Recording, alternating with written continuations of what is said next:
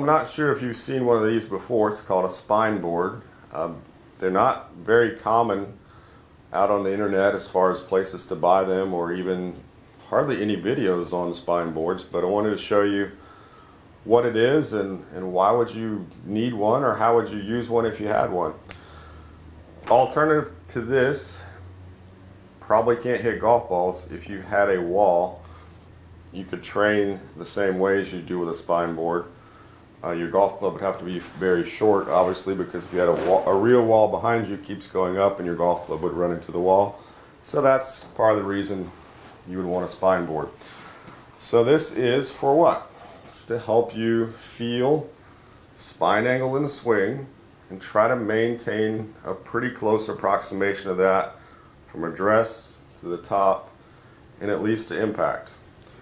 How well you can do this is obviously going to depend somewhat on flexibility, but I'll tell you, some of the issues we see in a golf swing that cause other problems are caused by the person trying to swing like a tour player when they don't have the flexibility and they lose that spine angle, and it causes all sorts of other troubles. So long story short, I would rather you maintain your spine angle better and have a little bit shorter swing so that you can at least have better contact and better body mechanics than trying to build some beautiful looking,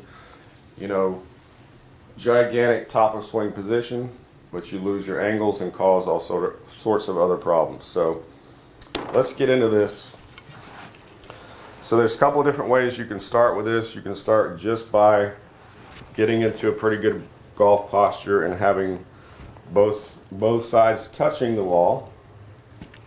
And as you go into your backswing, you would hopefully obviously want to keep the right side of your glutes engaged with the wall.